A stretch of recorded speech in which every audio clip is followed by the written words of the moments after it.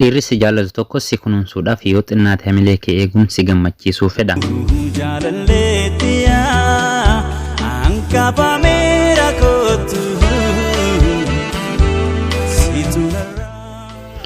Haa akkam jirtu hordoftoota Ramee Online nagaa keessanii nagaan keenya idduma jirtan hundatti sinaa ga'u.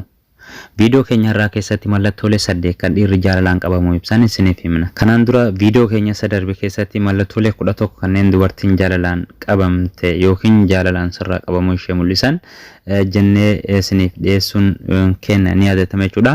Warroonni video san ilaalin channel keenya jala galtanii argachuu ni dandeessu jechuudha.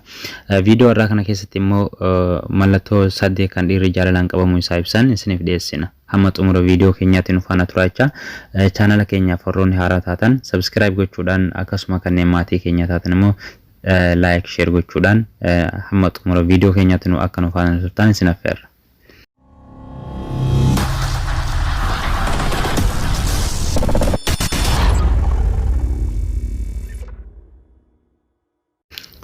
Warri dhiiraa yeroo jaallatan fedhii isaanii ibsachuu keessatti dubartoota caalanis waan garaa isaanii ibsachuudhaaf sodaan isaan daangessuu danda'a. Keessattuu namoonni hammi tokko dubartii caalaa miirri sodaa itti dhagama.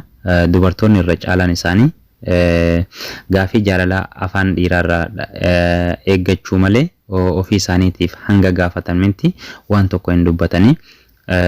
Akkasumas jaalala ta'uu mirkaneeffachuudhaaf itti ulfaachuun ni mala jechuudha. Jecha caalaa kan waan hedduu ibsuu danda'u gocha. Kanaafuu dubartiin takka ennaa dhiirri tokko ishii jaallate ibsa afaaniitiin alatti hubachuu kan ishee dandeessisu mallattoolee bu'a qabeessa ta'an akka armaan gadiitti isiniif tarreessine jechuudha. Tokkoffaa irratti dhageeffachuu qofa otoo hin taane jechoota ishii yaadachuu hundi keenya waa'ee mataa ofii ibsuu ni jaallanna. Kan nuti barbaannu nama sirriitti nu dhageeffatudha. Dhiirri tokko yoo si jaallate haasaa kee xiyyeeffannaadhaan sirra dhageeffata jechuudha. Akkasumas wantoota sirra dhagee ni yaadata. Kana yeroo jennu dhiirri tokko gaafa dhuguma si jaallate sirriitti qalbii guutuudhaan si dhageeffata jechuudha. Yeroo si kenna haasaan ati dhageeffattu sun isa biratti bakka olaanaa qaba. Sirriitti xiyyeeffannoodhaan si hordofa jechuudha.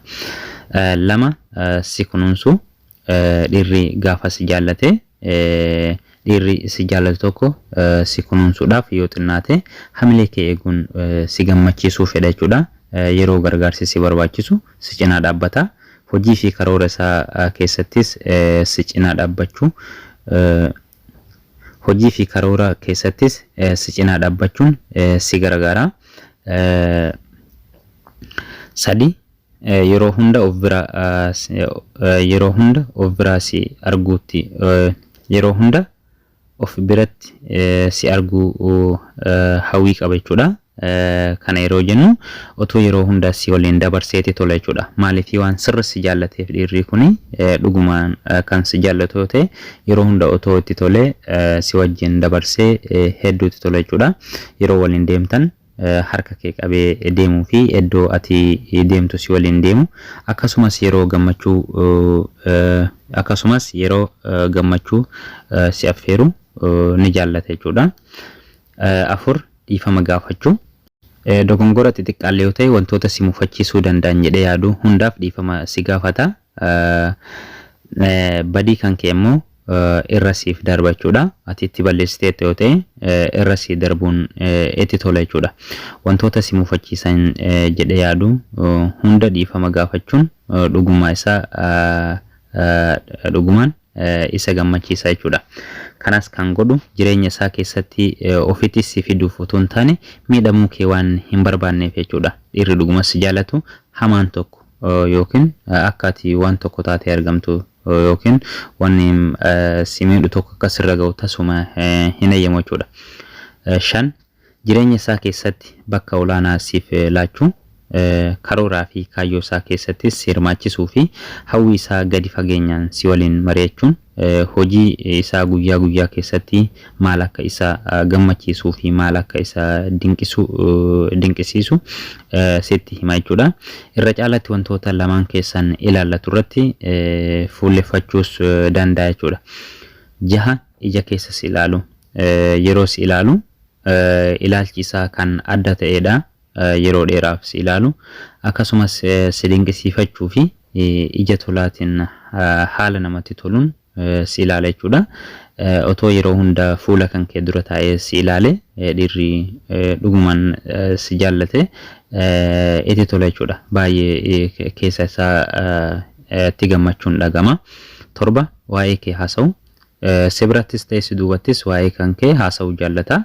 Hiriyoota isaa birattis yeroo hunda si dubbachuu fi namoota waa'ee kee isa waliin haasa'anitti callisee dhiyaachuu jaallata jechuudha. Maaliif wanta kee waan dudduuba kee sirriitti waan jirus baruu waan fedhuuf eenyummaa keetis baruudhaaf namoota waa'ee kee haasa'anis ta'e hiriyoota keetis haa ta'u namoota biroo garaagaraattis waa'ee kan kee dubbata. Hiriyoota isaatis waa'ee kan kee mari'achiisuu danda'a jechuudha. 8 jechoota afaan kee jechoota keetiin bashannanu xiqqaatus haasaan kee isa bashannansiisa. Wantoota nama hin kolfisiisnes hunda yoo sirraa dhagaye haalaan kolfuu fi jechoota ati dubbattuuf iddoo olaanaa kenna jechuudha. Maaliif haasaan ati isa haasoftu isas ni gammachiisa. Jechootuma tokko kan nama silaa kolfisiisuu hin dandeenyes akka inni kolfee agartee fuula gaarii ta'een fuula nama hawwatuun si faana dabarsu isa taasisa jechuudha haasaan kan kee.